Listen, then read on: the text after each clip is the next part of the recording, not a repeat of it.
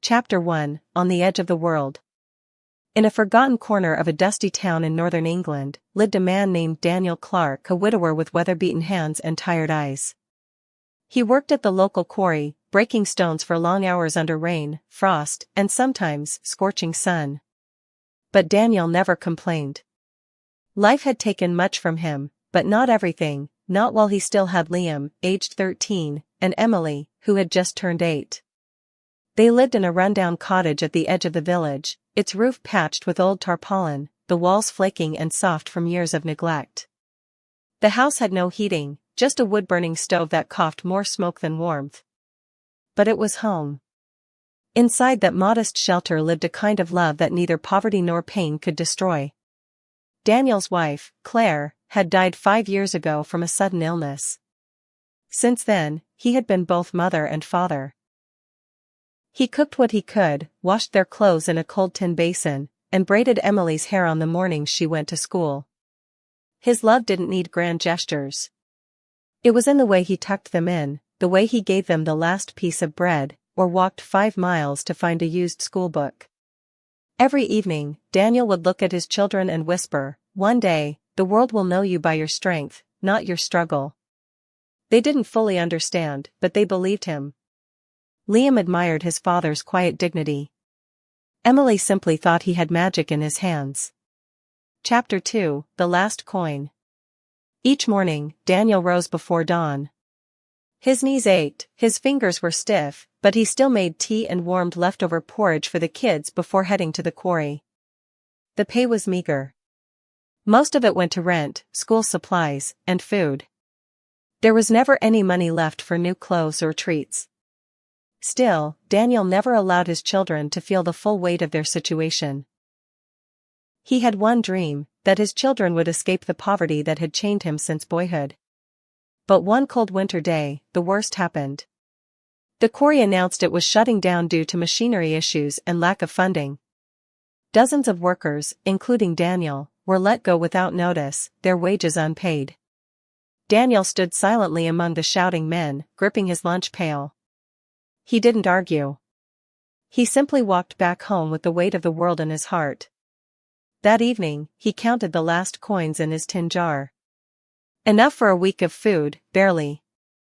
After that, he had no plan. He didn't tell Liam or Emily the truth. Instead, he smiled and said, "We'll get by. We always do." But Liam saw the worry behind his father's eyes. Emily hugged him tighter that night, asking for nothing. Chapter 3, The Move. 2 weeks later, the food was gone. Daniel sat up all night, staring at the ceiling.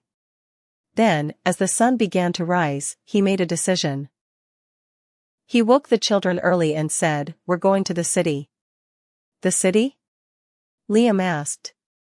"Yes," Daniel replied. "There are more jobs there. Better schools too." Emily clapped her hands. "Will I see tall buildings?" Daniel forced a smile. "Yes. Maybe even snow through the windows."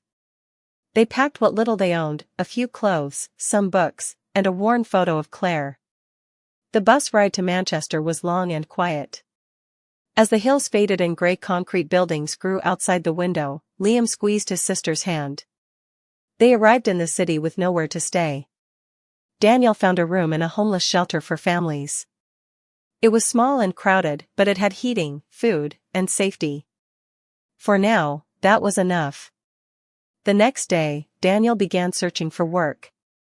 He asked at construction sites, cleaned parking lots, and stood in lines outside job centers. Days turned into weeks. Work came in fragments, 1 day here, 2 days there. It was never enough. But no matter what, the children went to school. He found a local public school and enrolled them. Liam was quiet but quick to learn. Emily made friends easily and sang in the school choir. They were doing better than he was. Chapter 4, Cracks in the Sky. One rainy afternoon, Daniel didn't come to pick the kids up from school. Liam waited, then walked Emily home in the drizzle. When they reached the shelter, Daniel was lying on the bed, pale and shaking. "What happened?" Liam whispered. Daniel forced a smile. Just tired. But he wasn't just tired. A doctor later told them Daniel was severely malnourished and overworked. His blood pressure was dangerously low. He had collapsed while lifting crates at a warehouse job. Rest, the doctor ordered. And eat better. You're killing yourself. But how could Daniel rest? Rest meant hunger. Hunger meant pain. That night, Liam sat beside his father and made a decision of his own. He would help. Chapter 5, Young Shoulders. Liam began waking before dawn. He delivered newspapers before school, earning a few pounds each week. On weekends, he stacked shelves at a local corner shop. He told no one at school, not even his teachers. He studied late into the night by the weak yellow glow of a desk lamp in the shelter's shared room. Emily helped too, in her own quiet way. She learned to wash their clothes in the sink, cooked with whatever ingredients they had, and wrapped her father's scarf around his neck before he stepped out. Daniel noticed everything. He wanted to stop them, to shout, "This isn't your burden," but the words never came. Instead, he held them tighter each night and whispered, "I'm proud of you both." He began to recover slowly. He still worked when he could, but now it was Liam who made sure he didn't push too hard. Chapter 6, The Music Inside Her. Emily had always loved to sing. Her voice was sweet and true, like a bird calling out from the branches after winter. One afternoon, her teacher heard her humming during art class and asked her to sing in the school assembly. She sang a simple song about dreams. When she finished, the hall was silent. Then came the applause. Thunderous. Honest. What Emily didn't know was that a woman named Mrs. Florence Hardy, who worked for a non-profit supporting gifted children in low-income families, had been visiting that day. Moved by Emily's voice and charmed by her confidence, she approached the headmaster. "She's special," Florence said. "Where does she live?"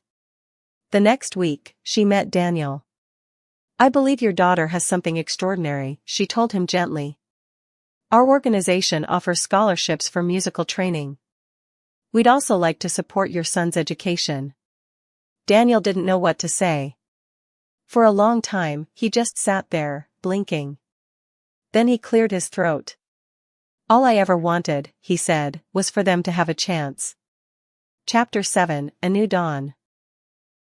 Thanks to the nonprofit, things began to change.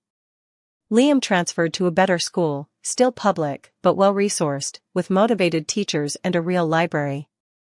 He was given free tutoring and a quiet place to study after school. In just a few months, his grades soared. Emily began weekly music lessons with a vocal coach who adored her natural pitch and phrasing.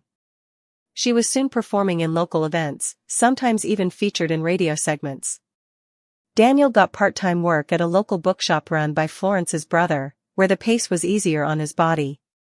The shop smelled of old paper and coffee, and though he didn't read much, Daniel found peace among the shelves. At night, they would sit together at the small dining table in their shelter room, sharing stories and bits of laughter over warm soup. It wasn't glamorous, but for the first time in years, the weight on Daniel's shoulders had lifted, even just a little.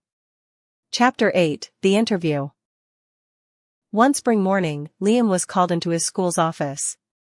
"We've submitted your name for a scholarship," his head teacher said. "If you win, you'll study in one of the top boarding schools in the country." Full scholarship. Liam was stunned. I don't know what to say." "Say you'll try your best," the teacher smiled. Daniel helped him prepare. They practiced interview questions in the evenings. Liam wore a second-hand blazer from the donation center, ironed perfectly by Emily.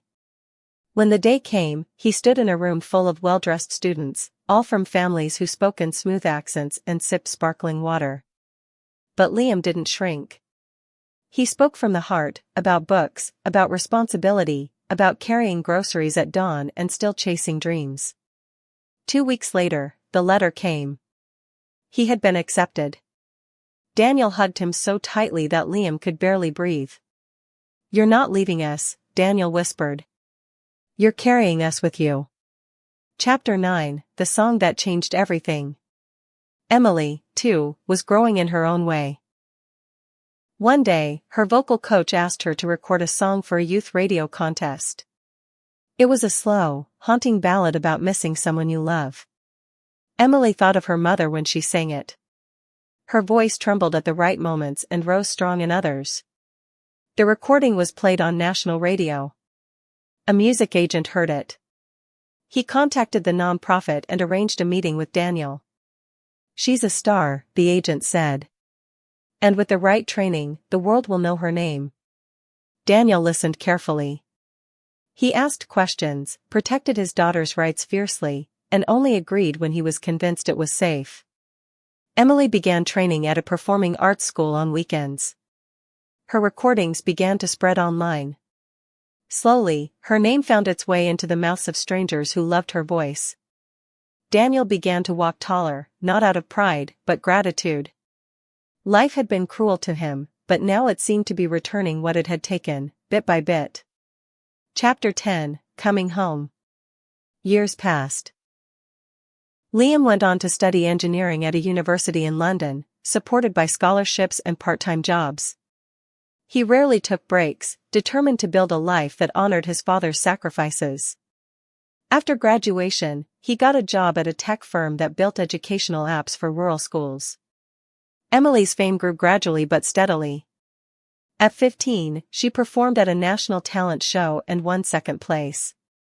At 16, she released her first studio album, From the Roof of Our Shelter. It was dedicated to her father. One cold December evening, both children returned home to visit Daniel. He now lived in a modest two-bedroom flat on the edge of the same city that once tried to break them. The walls were decorated with photos of Emily's concerts and Liam's graduation. Daniel opened the door and saw them both, taller, stronger, successful. But they still ran to him like they were children. Liam took out an envelope and handed it to his father. "My first full salary," he said. "It's yours." Emily placed a small box on the table. Inside was a gold pendant inscribed, "For Dad, who never gave up." Daniel didn't speak for a long time. He just looked at them, his children. His miracles.